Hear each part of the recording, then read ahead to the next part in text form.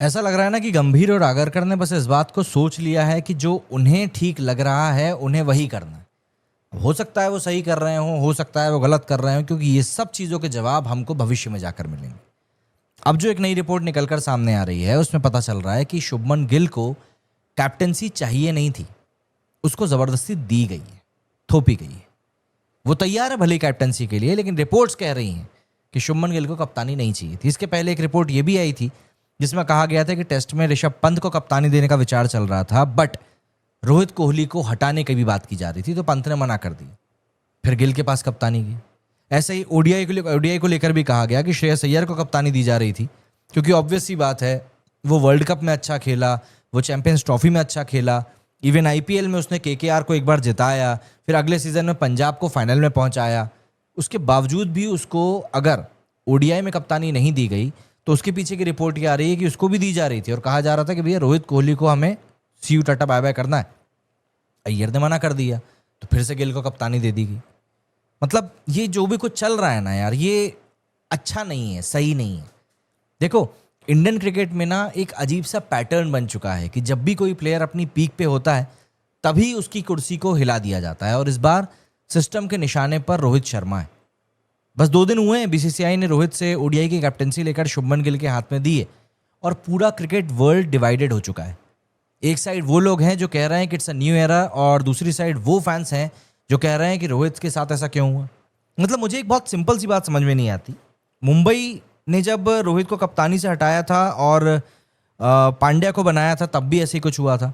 और अगर अभी बीसीसीआई आगरकर ये कह रहे हैं कि हमने रोहित को कम्युनिकेट किया था, तो क्या ये चीज़ नहीं हो सकती थी कि रोहित शर्मा खुद अपनी तरीके से एक पोस्ट कर देते कि मैं कैप्टेंसी छोड़ रहा हूँ।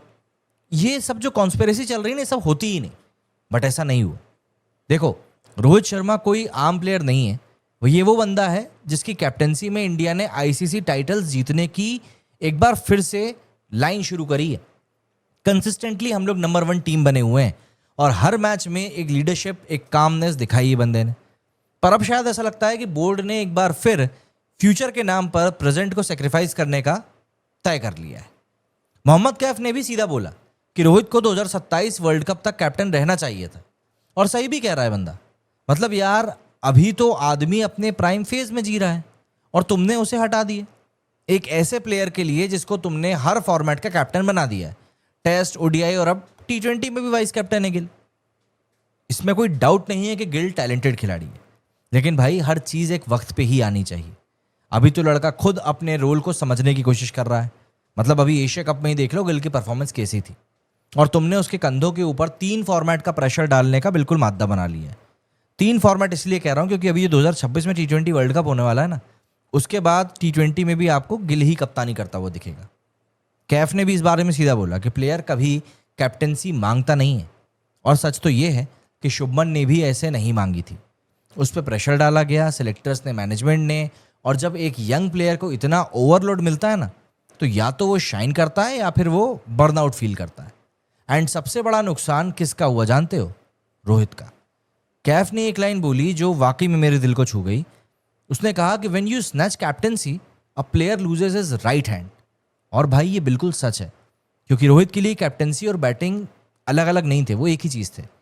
उसका गेम ही लीडरशिप से चला था। आपको याद होगा आईपीएल में जब पॉन्टिंग ने उसको कप्तानी दी थी मिड सीजन में, उसके बाद क्या किया था उसने करिश्मा।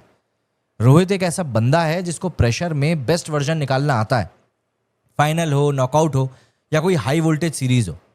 अब सोच के देखो, उसके हाथ से कैप्टेंसी ले ली गई है, बोर्ड कह रहा है कि सिर्फ बैटिंग करो, रन बनाओ।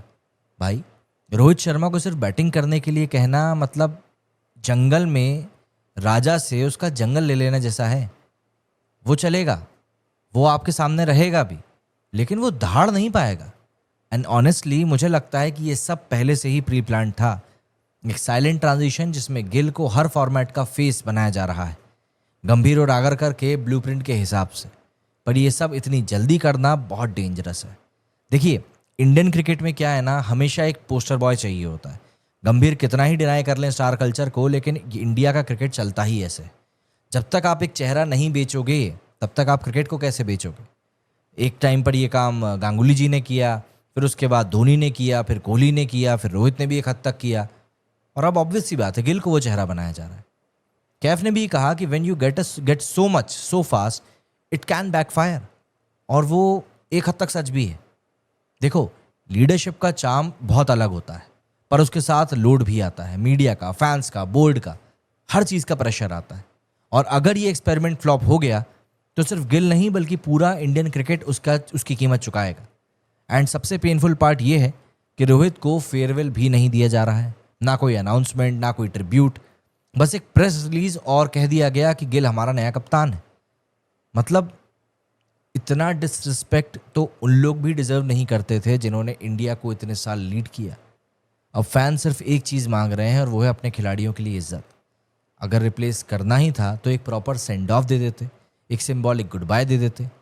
पर यहाँ तो ऐसा लगता है कि सिस्टम को अपने ही लेजेंड से पीछा छुड़ाने की जल्दी हो रही है। और सच कहूँ दोस्तों, मुझे लगता है कि ये सिर्फ रोहित का नहीं, इंडियन क्रिकेट कल्चर का एक बहुत बड़ा इशू है। चाहे गांगुली हो, खुद गंभीर हो, सहवाग हो, इवन राहुल द्रविड़ हो, मतलब इन सबके साथ ऐसे ही हुआ। The greats who were pushed out, not faced out. पर फैंस याद रखेंगे इसको, वो काम फेस, वो स्मार्ट कैप्टेंसी, वो नॉकआउट में क्लच वाली इनिंग्स, क्योंकि चाहे बोर्ड भूल जाए पर फैंस और हम लोग नहीं भूलेंगे। रोहित शर्मा शायद फॉर्मर कैप्टन बन गए हों, पर उसके जैसा लीडर दोबारा नहीं आएगा। और अगर ये सिस्टम ऐसे ही चलता रहा तो कल को जब कोई नया खिलाड़ी टॉप पर होगा तो उसके साथ भी यही चीज़ होगी। आज रोहित है, कल हो सकता है गिल हो,